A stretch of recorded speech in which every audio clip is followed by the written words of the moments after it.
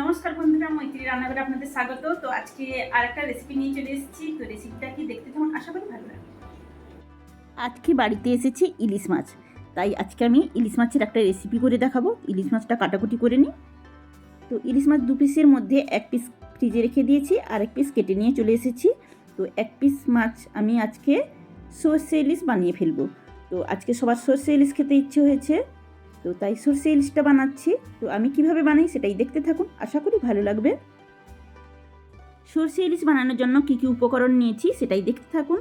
তো নিয়েছি পরিমাণ মতো সর্ষের তেল, আর নিয়েছি 8 পিস মতো চেরা কাঁচা লঙ্কা, কালো সর্ষে নিয়েছি 2 টেবিল চামচ, পোস্ত নিয়েছি 2 টেবিল চামচ, আর সাদা সর্ষে নিয়েছি 1 টেবিল চামচ, কালো জিরে 1/2 টেবিল চামচ নিয়েছি, হলুদের গুঁড়ো 1/2 টেবিল চামচ, লাল লঙ্কার গুঁড়ো আর লবণ। এই হয়েছে উপকরণ। এবারে কীভাবে করছি দেখতে থাকুন। প্রথমে আমি কালো সর্ষে আর সাদা সর্ষেটাকে একসঙ্গে বাটবো, আর পোস্তটাকে আলাদাভাবে বেটে নেব। তো আমি শিলনোড়াতেই পেস্ট করে নিলাম। দেখুন, সাদা সর্ষে কালো সর্ষে একসঙ্গে বেটেছি, আর পোস্তটাকে আলাদাভাবে বেটে নিয়েছি। এবার আমি কেটে রাখা ইলিশ মাছের পিসগুলোতে সামান্য লবণ হলুদ মাখিয়ে নেব।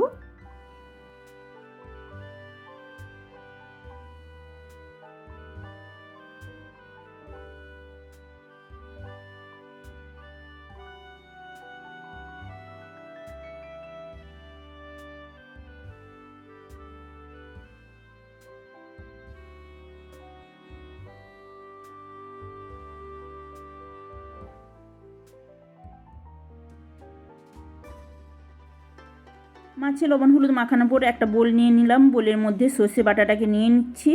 এবার এতে পরিমাণ মতো জল দিয়ে আমি সর্ষে বাটাটা খোসাগুলো যাতে নিচে পড়ে যায় একটু হাত দিয়ে ম্যাশ করে নিচ্ছি। এইভাবে 1 মিনিট রেখে দেবো, সর্ষের খোসাটা নিচে পড়ে যাবে, তো জলটা আমার ছেঁকে নিতে সুবিধা হবে। ওভেনে কড়াই চাপিয়ে দিলাম, আঁচ জ্বালিয়ে দিয়েছি। এবার পরিমাণ মতো আমি সর্ষের তেল কড়াইতে দিয়ে দেবো রান্নাটা করার জন্য।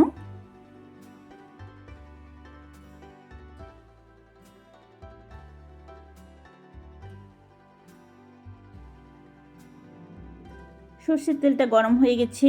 এবার আমি এতে কালো জিরে আর কাঁচা লঙ্কা ফোড়ন দিয়ে দেব।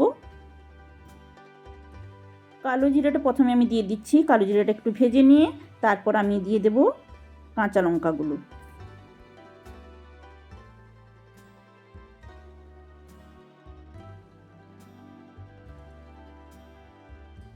তো এবার আমি দিয়ে দিচ্ছি বেটে রাখা পোস্তটা। তো পোস্ত বাটাটাকে কিছুক্ষণ নাড়িয়ে চাড়িয়ে একটু ভেজে নেব, তারপর দিয়ে দেব সর্ষে বাটার জলটা।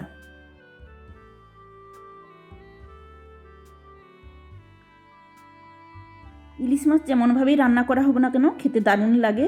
তো ইলিশ মাছের বিশেষ করে সর্ষে বাটা দিয়ে রান্নাটা, তো সর্ষে বাটা দিয়ে ঝাল করা হয়, তারপর ভাপা ইলিশ করা হয়, সর্ষে ইলিশ। তো সর্ষে বাটা দিয়ে ইলিশ মাছ রান্না করলে টেস্টটা আরও বেশি ভালো লাগে। সর্ষে বাটার জলটা দিয়ে খুন্তি দিয়ে একটু নাড়িয়ে চাড়িয়ে নিচ্ছি। তারপর দিয়ে দেব লাল লঙ্কার গুঁড়ো আর হলুদের গুঁড়ো, আর পরিমাণ মতো লবণটাও এই সময় দিয়ে দেবো আমি।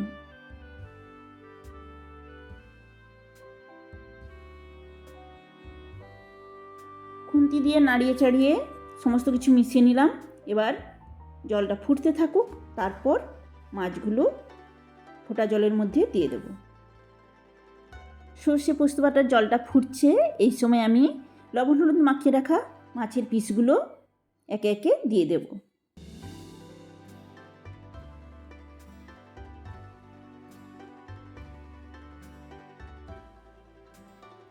ফোটা জলের মধ্যে দিয়ে দিয়েছি মাছগুলো, খুন্তি দিয়ে একটু নাড়িয়ে চাড়িয়ে নিচ্ছি। এবার ফুল আঁচে 5 মিনিট এইভাবে ফুটতে থাকুক। 5 মিনিট ফুল আঁচে ফোটার পর এবার আমি আঁচটাকে লো করে দিলাম। তো 15 মিনিট এইভাবে ফুটতে থাকুক। লো আঁচে ফুটতে ফুটতে দারুণ একটা স্মেল বেরাচ্ছে। তো এই সময় আমি একটু দেখে নেব লবণটা ঠিক আছে কিনা।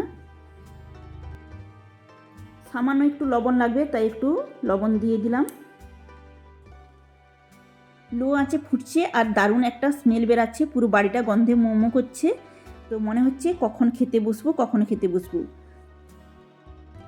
সর্ষে ইলিশ রান্নার তো আমি এইভাবে করে থাকি, আপনাদের কেমন লাগলো কমেন্টের মাধ্যমে জানাবেন। তো এখন আমি কি করব বলুন তো, 2টো কাঁচা লঙ্কা ওপর থেকে দিয়ে দেব, তো দেখুন রান্নাটা প্রায় হয়ে এসছে, গ্রেভি বেশি থাকবে না, এইভাবে থাকবে। তো কাঁচা লঙ্কা চেরাটা দিয়ে দিলাম,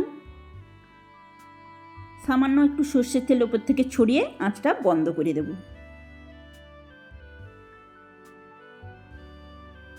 দেখতে তো দারুণ লাগছে দেখুন, আর খেতেও দারুণ টেস্টি হয়। তো আমি তো এইভাবে বানিয়েছি, আপনারা কমেন্টের মাধ্যমে জানাবেন কেমন লাগলো আপনাদের। আর নতুন বন্ধু হলে আমার চ্যানেলটিকে ভিজিট করবেন, পাশে থাকবেন, লাইক শেয়ার কমেন্ট করবেন।